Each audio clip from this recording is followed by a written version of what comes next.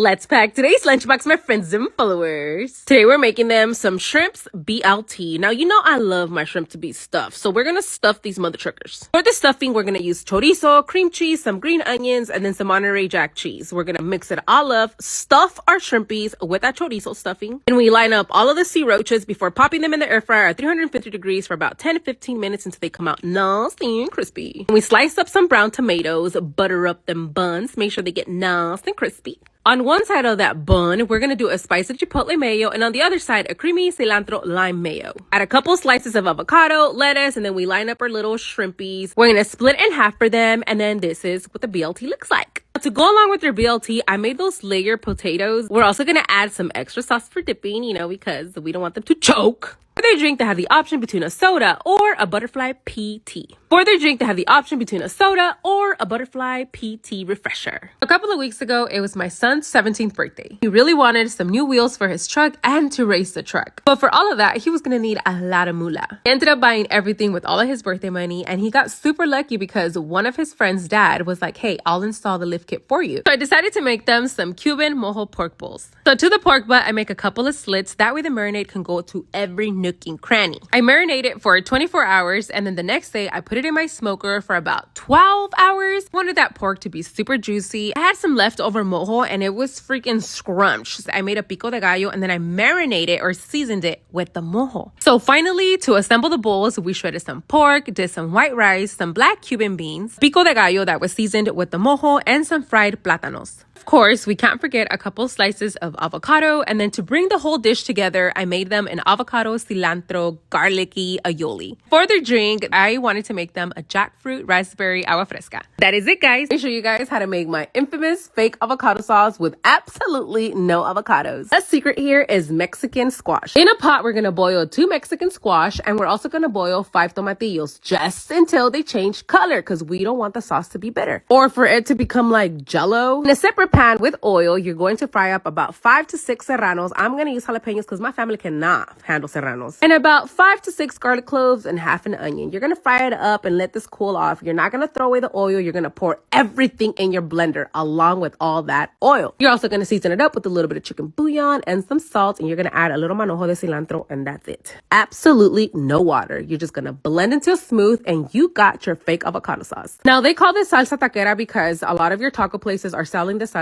saying it's avocado sauce, and it's not avocado sauce. But that's because avocado is a little expensive and the sauce can become black, but you will never tell the difference. There you have it, guys. Hope you like this recipe. Bye. Let's pack today's lunchbox, my friends and followers. Now, it's been a while since my husband has been asking for Cuban sandwiches, and the last time he requested them, I messed up the pork. I oversalted it and he couldn't have them. He didn't get to eat the Cuban, but he did eat this Mexican. But I guess this time, we make some Cuban sandwiches in the house for him. I'm gonna begin by prepping the pork. I'm gonna use sriracha as a binder, and then we season it up with our favorite seasoning. Now, my secret for the Cuban sandwiches is mixing mayo with garlic, and then I spread it on the bread, put it on the comal, let it get nice and crispy on both sides. Couple slices of ham and Swiss to my comal. That way the cheese can get nice and melted. Put that on your buns. Then you're gonna top that off with lots of pulled pork. To crisp up our Cuban, we're gonna spread the outside with the mayo and the garlic mixture. Let it get nice and crispy, and then I carefully wrap it up in some parchment paper, split it in half, and then this is what it looks like. Put it in the box along with the side of some crispy fries, some ketchup, and then for their drink, they got sodas because the kitchen was way too hot for me to be in there. There you have it, guys. They come and pick up during lunchtime. Bye. Pack your lunch for my husband because your girl is leaving. Now, just because I'm out of town does not mean the man is not going to take a lunch to work. We're going to make him a pasta with all the leftovers in the fridge. Sorry, not sorry. So we're going to render some bacon, and using the same bacon fat, we're going to saute our chicken. Now, don't forget to season that chicken because nobody likes bland chicken, okay? Well, that's happening. We're going to be cooking the pasta because we're multitasking here, people.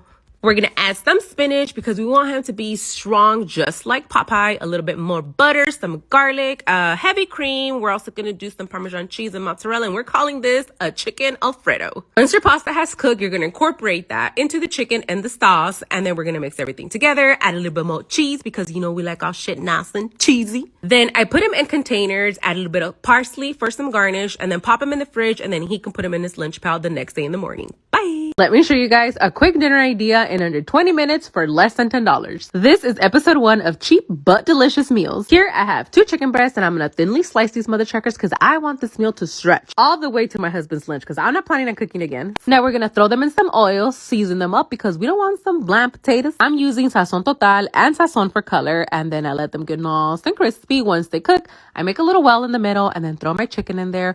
Season that up also because we don't want some bland chicken. Salt and pepper is not gonna do it. You're gonna have to get you some nice seasonings. While the chicken is cooking, I'm gonna dice up some onions, jalapenos, garlic, and tomatoes. These are 4 things that you should always have in the fridge because they're gonna get you out of a lot of trouble. We're making some pollo ranchero or pollo a la mexicana. At this point, I did notice that the chicken was gonna need some more sauce, so I scrambled in my pantry, got some canned tomato, put a little bit in there, a little bit of water, chicken bouillon, cover it up, and let this cook for about 5 minutes, and it was ready. I'm gonna serve it with some white rice and some tortillas. That way they get full. And that's it, guys. Hope you like this. Let's pack today's lunchbox for our friends and followers. Today we're making them a deep dish birria pizza. So I'm gonna begin by making the birria, and yes, I already have plenty of recipes on how to make birria, and I still got you guys another one. I'm gonna cook my birria using my pressure cooker, and then once it's ready, I separate the meat from the broth, chop up the meat into little pieces. Then I make my pizza dough, butter up its buns, roll it up so it can be nice and flaky. Then I cut them up, roll them up into these little bowls so I can put them in these individual deep dish pizza pans. I also butter up his buns so the dough can be nice and crispy. And I spread the pizza dough inside the pan. We're gonna load the bottom with lots of cheese. I'm using mozzarella, Gouda, and Fontina. Then we add lots of birria meat, and don't be stingy. Sprinkle a little bit of onion and cilantro. I'm just gonna ladle our sauce, which is a consomme that I thickened up with a little bit of cornstarch because I didn't want the pizza to be soggy. Add some more cheese, and then I stuck it in the oven at 460 degrees until they got nice and crispy. As soon as they come out, I sprinkle more onion and cilantro, add a couple of radishes, and then I drizzled some spicy avocado sauce. Then I take the pizza out of the pan and then cut it in 4 slices. I also made them some cheesy garlic breadsticks, but they were more like a mini calzone. Now let me tell you, now those dipped in some consomme were so freaking bomb. Speaking of, we had to add some extra toppings for the consomme. And then this is what it looked like on my end. For their drink, they had the option between a soda or a sparkly green apple, kiwi, cucumber, agua fresca. And you already know that not one soul chose that soda. That is it, guys. I'm just gonna get everything ready for them, including their drink, so they can come and pick up during lunchtime. We got 1 reaction, guys. Bye!